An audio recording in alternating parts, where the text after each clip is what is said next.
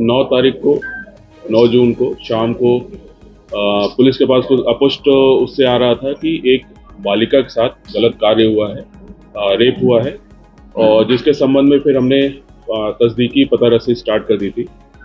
कुछ जानकारियां हमको हॉस्पिटल से मिली, जिसके आधार पे हमको जो बालिका है और उसका संपर्क और साइची मिली। हमने बालिका की माँ से संपर्क किया, रात में संपर्क किया, फ़ोन से बात किया और उनसे बात किया कि अगर आपको कोई रिपोर्ट करानी है, कुछ भी कराना है, कुछ आपके साथ गलत हुआ है, बच्चे के साथ कुछ गलत हुआ है, तो हमारे पास आएँ और रिपोर्ट करें। उस समय उन्होंने मना कर दिया कि हम कोई रिपोर्ट नहीं कराना चाहते, हमारे साथ कुछ भी नहीं हुआ है।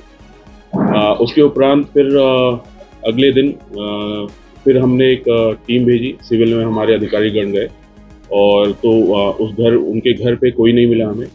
तो उसके बाद फिर करीब 12:30-1 बजे हमें हॉस्पिटल से एक लिखित सूचना आई कि यहाँ पे एक लड़की को एडमिट किया गया था, जिसमें सेक्सुअल असॉल्ट 2 व्यक्तियों द्वारा, यानी लैंगिक अपराध 2 व्यक्तियों द्वारा उसमें लिखित हुआ था।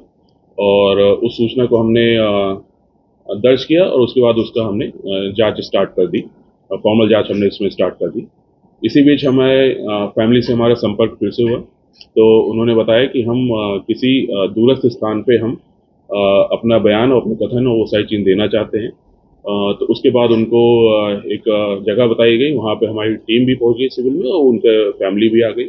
और उसके बाद वहाँ पे लड़की के बयान कल शाम को देर रात में दर्ज हुए थे, और जिसमें उसने 2 अज्ञात लोगों द्वारा छेड़छाड़ की घटना बताई थी। उस समय उसने ये बताया लड़की ने कि ये टॉयलेट करने गई थी, उसी बीच उसको चक्कर आ गया। जब चक्कर से उसको जब उसके ऊपर कोई पानी डाला, जब चक्कर से उसे होश आया, जब बेहोशी से, तो उसके साथ कोई कुछ लोगों ने छेड़छाड़ की कोशिश की, उसको फिर से बेहोश हो गई और जब उठी तो वो हॉस्पिटल के बाहर कहीं पे थी और उसके भाई और उसकी मदर वहाँ पे आई थी और जो फिर उसको ले जाके उन्होंने एडमिट कराया था।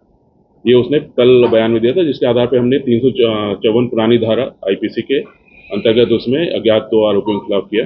इसके साथ साथ हमने एविडेंसेस भी कलेक्ट करना शुरू किए थे, क्योंकि हमारे पास एक फुटेज आया था जिसमें स्ट्रेचर पे उस लड़की को ले जाते हुए दिख रहे थे, तो हमने उसको पूरा बैक ट्रैक किया।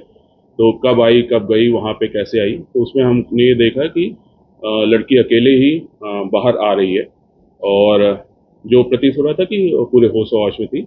और फिर हमने वापसी का भी देखा, तो वापसी भी अकेले आ रही है।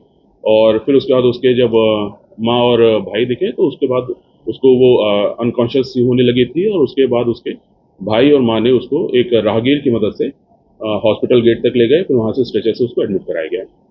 तो जब हमने उससे ये पूछा कि यहाँ पे इस तरह से हो रहा है, तब उसने फिर और घटना को उसने खुलासा किया कि एक वार्ड बॉय है महेंद्र, इसकी माँ करीब 20 दिन से एडमिट थी। ये लड़की करीब 7-8 दिन पहले वहाँ से अटेंडर के रूप में अपनी माँ के साथ रह रही थी। वहाँ पे उसका महेंद्र से संपर्क हुआ, महेंद्र इसको कॉल करता था, इसने भी उसको कॉल करना शुरू किया था। तो फिर महेंद्र ने उस दिन को इसको लड़की को बुलाया था कि सुपर स्पेशलिटी के गेट के आगे आके मिलना, और जब इसकी माँ और भाई सो गए थे तो फिर ये वहाँ गई थी। इसके बाद वहाँ पे महेंद्र इसको लड़की के बयान के अनुसार महेंद्र इसका हाथ पकड़ के अब कहा था कि मेरे घर चलो, पास में मेरा घर है, तो वहाँ पे ले आने के से हाथ उसका पकड़ रहा था। और तभी महेंद्र के पास फ़ोन आया कि इस लड़की को ढूंढा जा रहा है।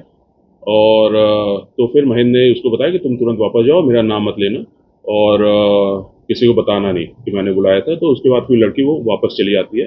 लड़की का कहना है कि जब वो वापस जा रही थी, उसी बीच रास्ते में उसको 2 लोग एक बाइक से आए, उन्होंने उसके साथ छेड़छाड़ की और फिर उसके बाद वो दौड़ के वापस आई और जैसे ही हनुमान मंदिर के पास पहुंची, वो बेहोश हो गई।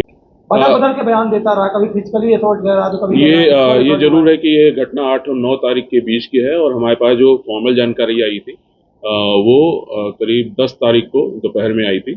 और शाम को क्योंकि मीडिया में कुछ मीडियाओं में उसके माध्यम से आ रही थी, तो उसमें हमने पता करने की जो कोशिश की थी, तो तब भी थोड़ा बताया, लेकिन पूरी डिटेल जानकारी अब एक जो फॉर्मल इंटीमेशन होता है वो हमको 10 तारीख की दोपहर में हमको मिला था।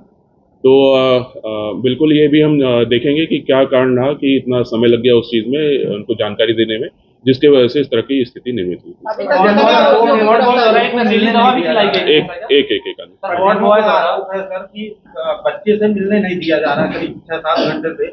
बच्ची की माँ बच्ची के साथ ही है, हमने उनके साथ ही रोका है उनको।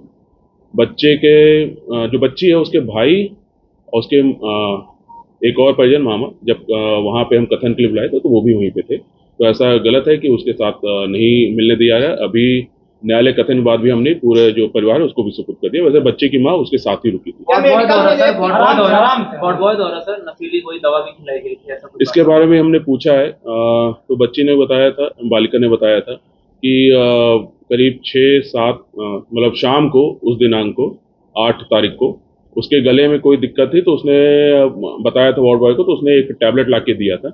और लेकिन वो 8 बजे की बात हो, ये जो पूरा जो घटनाक्रम है ये 1 बजे रात की बात है। तो इसको पूरी तरह से स्पष्ट करना है, पूरी तरह से उसको करना है कि वो कोई नशीली दवा खिलाया था, वो संभव नहीं लग रहा है मुझे।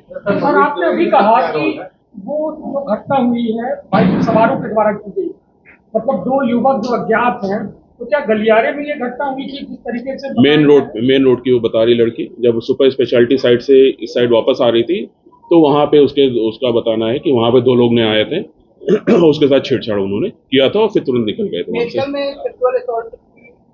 मेडिकल में सेक्सुअल असॉल्ट नहीं है, लगी है कि छेड़छाड़?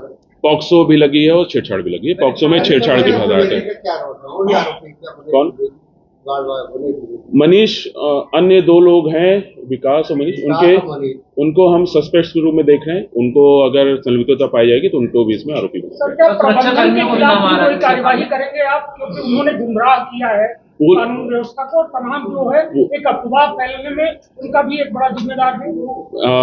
अभी जो हम है मूल जो प्रकरण है उसकी हम जांच कर रहे हैं, साथ ही साथ जो डॉक्यूमेंट्स इकट्ठा करेंगे, सारी चीजों को भी देखेंगे। यदि ऐसा लगता है तो फिर हम उस हिसाब से उसमें आगे कार्रवाई करेंगे। सर राहुल मिश्रा जो अधीक्षक हैं वो इससे पहले कबूल रहे थे कि दुष्कर्म हुआ है 2 लोगों के द्वारा, उनका बयान है, तो हमारे सवाल का उन्होंने जवाब दिया था। इसके बाद में अब लगातार बयान बदलते चले गए, इसका मतलब इसकी जांच क्या होगी, क्या वाकई में कहीं मैं देख लूंगा उनके बयान क्या है, और जो हमको मेडिकल रिपोर्ट्स दिया था उन्होंने उसमें इस तरह की कोई जानकारी नहीं आई। फिर हमने जो इंडिपेंडेंट पैनल से यहाँ पर डिस्ट्रिक्ट हॉस्पिटल में कराया उसमें भी किस तरह दुष्कर्म का कोई नहीं आया, लड़की के ऊपर कोई एक्सटर्नल इंजरी भी नहीं है। तो अभी तक ऐसा कोई संभावना नहीं लगी है, और दोनों पैनल्स या मतलब जो इंडिपेंडेंट पैनल उसके द्वारा भी ऐसी कोई संभावना नहीं है। सुरक्षा कर्मियों को भी नाम आया है कि आप लोगों ने रात को गोविंदगढ़ थाने में बुलाने की बात कही है, और उसको लेकर मतलब एक ऑडियो वायरल हो रहा है सोशल मीडिया में, उसको लेकर क्या बताया उसने?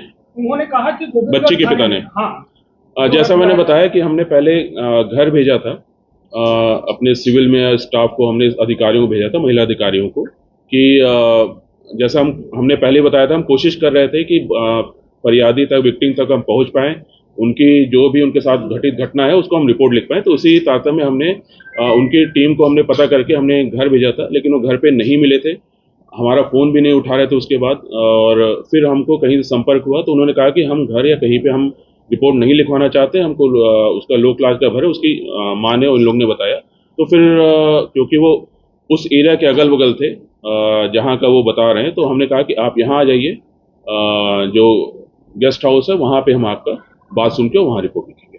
सर एक मामला और सामने आ रहा है कि इसमें जो आरोपी हैं, जो अज्ञात और ज्ञात आरोपी हैं, उन लोगों के द्वारा कुछ